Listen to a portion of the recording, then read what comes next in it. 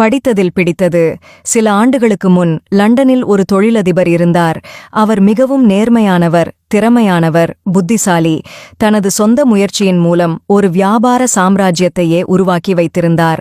ஒரு நாள் அவர் ஒரு முக்கியமான கூட்டத்திற்கு போக வேண்டியிருந்தது. அது வியாபாரிகளுக்கும் முதலீட்டாளர்களுக்கும் இடையிலான ஒரு சந்திப்பு. அதன் மூலம் நிறைய முதலீட்டாளர்களின் அறிமுகம் கிடைக்கும். அந்த அறிமுகம் பின்னாட்களில் அவரது தொழிலுக்கு மிகவும் உதவியாகவும் இருக்கும். அதே நாளன்று அவருக்கு உடல்நலக்குறைவு ஏற்பட்டது. அந்த உடல்நிலையில் அவரால் அந்த கூட்டத்திற்கு செல்ல முடியாது. அப்படி செல்லவில்லை என்றால் தனது தொழிலில் ஒரு சிறிய நஷ்டத்தையேனும் அது ஏற்படுத்தும். அதனால் யாரை அனுப்பலாம் என்று சிந்தித்து பார்த்தார். அவருக்கு அவரது மகன்தான் ஞாபகத்துக்கு வந்தான். அவன் நன்கு படித்தவன், தொழிலிலும் அவருக்கு துணையாக இருந்தான். ஆனாலும் இந்த மாதிரியான முக்கிய கூட்டங்களுக்குச் சென்ற முன்னனுபவம் அவனுக்கு கிடையாது. முன்னனுபவம் இல்லாத அவனை அங்கு அனுப்புவது சரி வரமா என்ற ஐயம் எழுந்தாலும் வேறு வழியேதும் இல்லை என்பதால் தனது மகனை அழைத்தார்.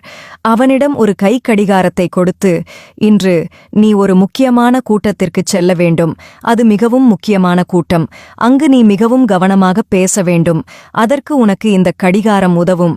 எப்பொழுதெல்லாம் இந்த கடிகாரம் அதிர்வை ஏற்படுகிறதோ அப்போதெல்லாம் நீ பேசிக் கொண்டிருக்கும் நபரிடம் 2 மடங்கு கவனத்தோடு பேச வேண்டும். பின்விளைவுகளை யோசித்து பேச வேண்டும். இந்த கடிகாரத்தின் துணையோடு நீ அந்த கருத்தரங்கில் கலந்து கொண்டால் நிச்சயமாக உனக்கு வெற்றி கிடைக்கும் என்று கூறினார். அவனும் அந்த கைக்கடிகாரத்தை பெற்றுக்கொண்டு தனது கைகளில் அணிந்து கொண்டான். அந்த முக்கியமான சந்திப்பிற்கு புறப்பட்டான். ஒரு பெரிய நட்சத்திர ஹோட்டலில் அந்த சந்திப்பு ஏற்பாடு செய்யப்பட்டிருந்தது. பெரிய பெரிய முதலீட்டாளர்கள், தலைசிறந்த தொழிலதிபர்கள் என்று பலர் வந்திருந்தனர். அதில் ஒரு சிலர் அவனுக்கு ஏற்கனவே பரிச்சயமானவர்கள், ஒரு சிலர் அவனது தந்தையின் போட்டியாளர்கள். எல்லாவற்றையும் கவனித்துக் கொண்டு அவனும் அந்த சந்திப்பில் கலந்து கொண்டான். அப்பொழுது திடீரென்று ஒரு நபர் அவன் முன்னால் வந்து நின்றார். அவனிடம், நீ ஜே.கே.யின் மகன்தானே? உனது அப்பா எத்தனை பெரிய தொழிலதிபர் தெரியுமா? அவரது சாயல் உனக்கு அப்படியே இருக்கிறது. நீ நடந்து கொள்ளும் விதம் கூட அவர் மாதிரிதான் இருக்கிறது. ஒருவேளை வருங்காலத்தில் நீயும் கூட அவரைப் போல பெரிய ஆளாக வருவாய் என்று நினைக்கிறேன்.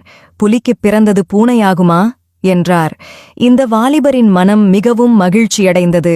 திறமைசாலியான தனது தந்தையோடு தன்னை ஒப்பிடுவதைப் பார்த்து ஆனந்தமடைந்தது.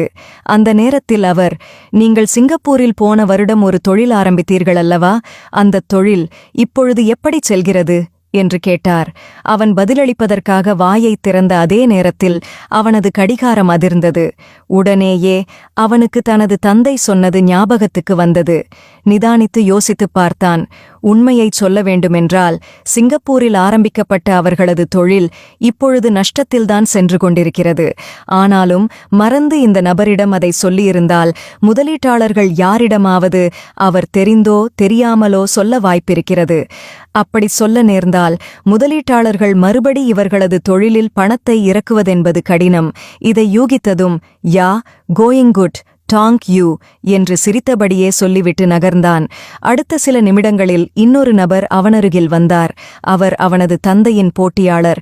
அவனிடம், உனது தந்தையும் நானும் ஒரே நேரத்தில் தொழில் தொடங்கியவர்கள்தான். நான் தரத்துக்கு மிகவும் முக்கியத்துவம் கொடுப்பேன். தரமான பொருட்களை மட்டும்தான் பயன்படுத்துவேன். அதனால் நான் கட்டும் கட்டிடங்கள் சற்று விலை அதிகமானவையாக இருக்கின்றன. ஆனால் உன் தந்தை அப்படியில்லை. தரத்தை பற்றி யோசிப்பதே இல்லை.